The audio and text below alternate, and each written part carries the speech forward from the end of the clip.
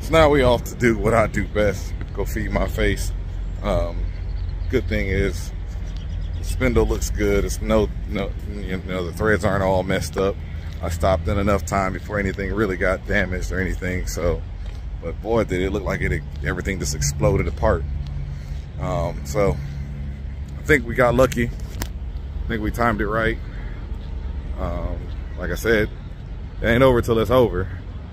Hopefully I'm out of here in about at least another hour. If I'm out of here by like 8:30, I did pretty good. Like, you get me out here by 8:30, that's good.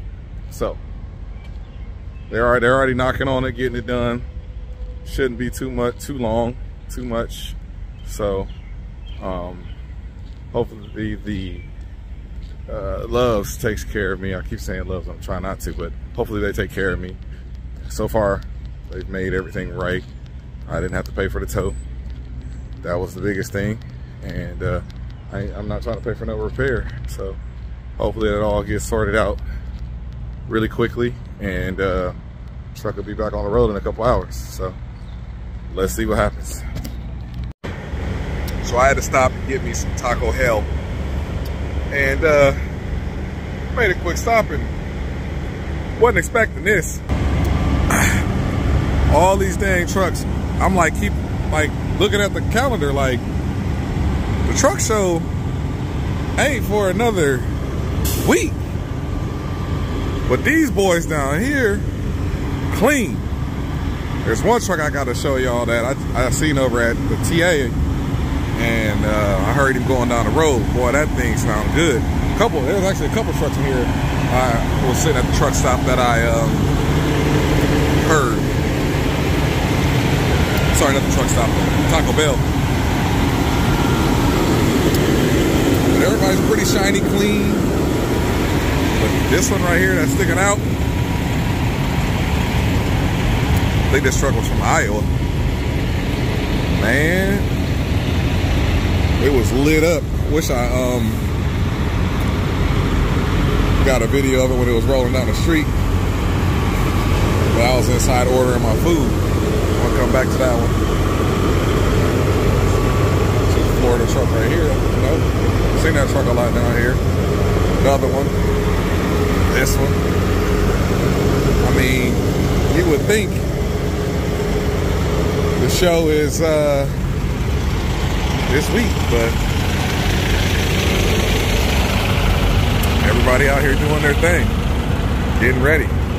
Old boy with that green Freightliner, he across the street. He been here for, I think I've been seeing him since last week sometime. I seen him posted up over there at the TA across from Wildwood, just hanging out. That big green one, the long one, big classic. But you know, back somebody got their grill going back there. Like, it's coming. 660. Is that a big bunk on that 660? Yeah, that's a big bump. It's nice. But that truck right there is loud as hell. He pulled it up, that Peterbilt right there on the left. That thing was loud as hell. I was sitting in there, all lit up.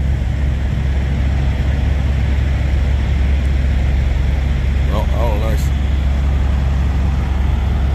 Then I seen this one pull in too with all the lights over here.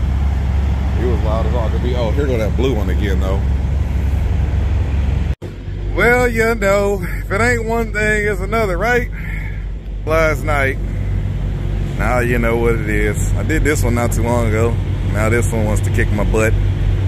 Let's have some fun and get this done, you know? This is probably the most expensive hubcap I've ever bought, but that's what you get when you buy it at a damn truck stop. Imagine if I had them install it. They'd probably try to kill me for that too. Charge me out the yin yang for that. You know, change this thing out and clean this dirty rim. I should go wash the truck, but there's a few other things I want to address. I might as well. I got the tools out. Let's address all the issues now. The joint was definitely old. Just trying to scrape all the old gasket off of this thing. Trying not to get it too much inside that bearing. Rim gonna have to polish some rims. Gonna have to get in here and polish some rims now. I got my wire brush, but might as well use this since I got this out. I still probably hit it with the wire brush. Just want to get all this off while it's draining out. I guess I need to go get the fluid I got in the truck. I've been out here sitting out here, and I wish I'd have got a video, man. Me and Mr. Large Car, good man. A guy I've been following for a long time. We just never got a chance to meet up and talk, and just ran into him, man. And we sat and talked for hours. Both of us had stuff to do. I should have got a video of us talking, man. But I got a good feeling we're gonna run into each other a lot more out here. Things happen for a reason. You know, he's about to get his big truck up and going again, so I'm excited for him.